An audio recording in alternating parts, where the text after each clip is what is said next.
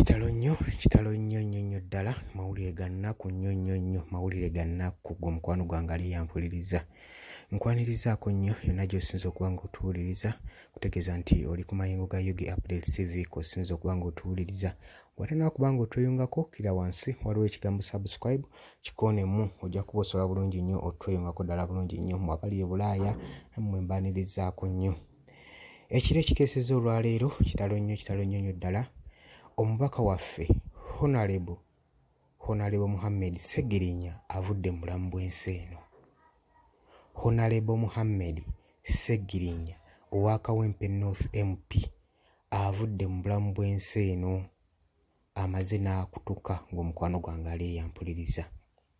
Muhammad Sseggirinya ono yasookera ku bwa kansala n'oluvannyuma mu mwaka ogwa 2021 n'avaayo ne yeesimba n'alangira nga agenda okwesimbawo ku bwa MP. Oluvannyuma Mukama yamuyamba n'ayitamu, naye okuva we yafuuka member wa Parliament, ekisanja kyonna kyonna kimazeeko ng'ali mu kkomera ssaako ne mu malwaliro ng'omukwano gwange ali yampuliriza. Oluvannyuma lw'okuwangulwa yasibibwa ne munne Ssewanyana n'amalayo emyaka 3 mu kkomera.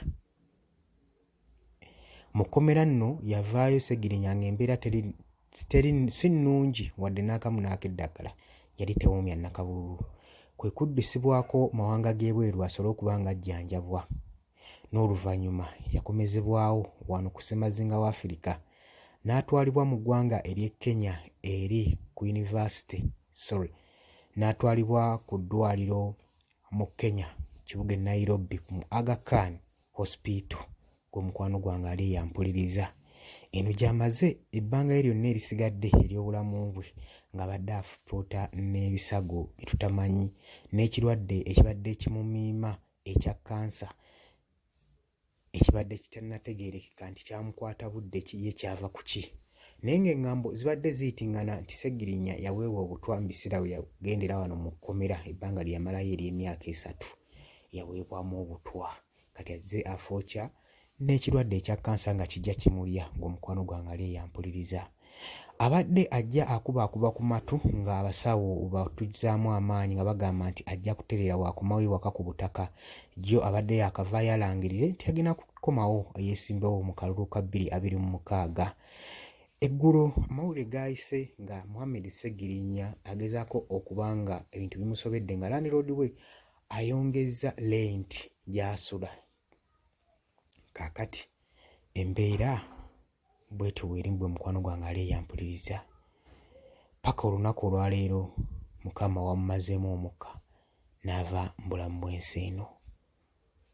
Omwoyo ge Mukama Katonda agulamuze kisa.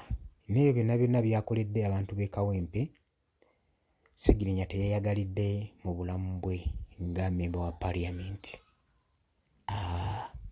Kuva yabuyingira ebbanga lyonna emyaka 3 yagimala ali mu kkomera, nagino emyaka egisigadde agimazeeko ali mu fookya na kirwadde mu ggwanga ery'e Kenya ng'omukwano gwange ali yampuliriza.